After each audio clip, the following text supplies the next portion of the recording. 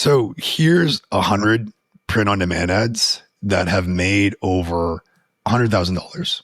And the interesting thing about them is that they required no video, no Photoshop, and also no design skills to produce. So all of them can be generated by AI in just minutes while only taking a few seconds of your time after entering the prompt. So in this video, I want to walk you through 3 things that you can do to make some print on demands that convert with AI.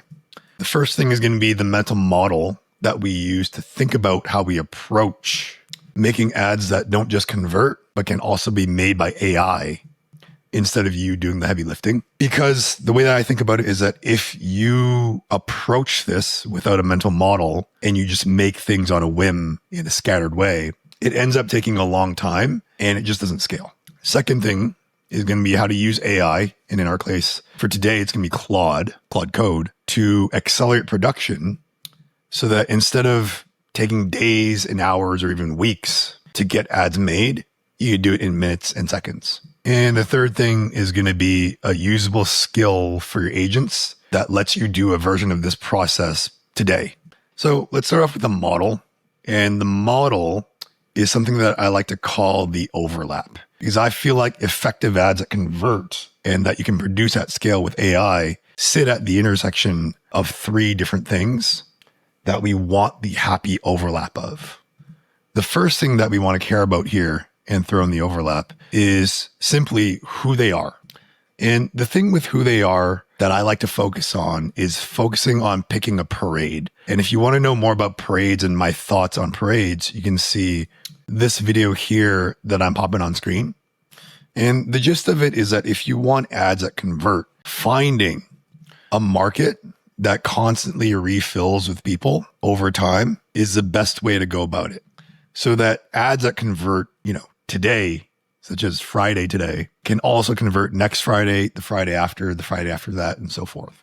I like to think about it like a tourist beach, right? Where throughout the year and year over year, every year, people are coming to a beach town, whether it's in Mexico or Miami or Portugal, and there's always new people coming through, which means there's always people who are there for you to sell to, which means that the ads that you make can have a lot more longevity.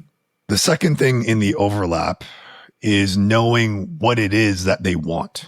So when you know who it is that you're after, the who often has a what when it comes to what it is that they're trying to achieve as a result of buying your product, even if it's just a shirt with a design across the chest. And so for today's scope, I want to focus on 3 reasons why people buy, like what it is that they want when they're buying something like a t-shirt from your store. And beyond this, there's more than 3. There's like 30 that we go through, but for today we can do 3. The first one is to be seen wearing it somewhere in some sort of circumstance. They're planning for some sort of event or some sort of place that they frequent or some sort of trip or some sort of life event where they want to be seen wearing this thing because it provides them a sense of value. And being seen wearing it somewhere is often being seen wearing it in front of someone in particular, whether it's their friends, certain people they want to impress, certain people they want to make feel a certain way. The second one, and there's going to be a little bit of overlap between these guys because we're looking at the same thing, but from different lenses in order to have strong enough coverage and assets for repeated impressions to make someone convert. So the second one is to feel something. And that could be anything at all when it comes to an emotion, but often they can be things around confidence, right? Feeling like they're a humorous person, maybe nostalgia, maybe a sense of pride of being part of a certain group. It could be feeling useful. For example, in our space, we sometimes narrow in on designs that are helpful for people to buy for groups. So group buy designs. And the person who's buying it can feel like they are participating in making whatever experience are going on to be more fun for them, but also for themselves to feel useful and bring joy and happiness to the group. And then the third one is to gift it. So the interesting thing about this space of print on demand is that it lends itself to gifting, especially at different seasons of the year. The great thing about t-shirts is that on their own, they're just a widget. But when you print something across it, the value and the utility of it can be priceless. Like when two best friends exchange gifts and one of them gives them a t-shirt that is an inside joke that only the other person would know, it goes beyond the cost of the shirt itself. And then going back to the overlap, the last thing that we want to focus on is ideas, prompts, and concepts that are easy for AI to generate and not mess up on. Because if it's too hard for AI to generate and you're going to spend just as much time with the AI model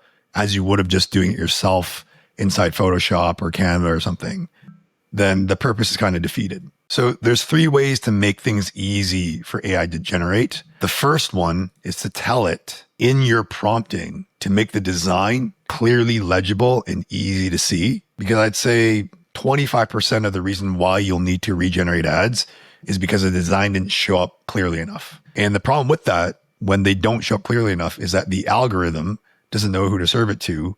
And the consumer on the other side doesn't know what it says. So they're not going to see the most important thing that's going to make them convert and want to buy your shirt.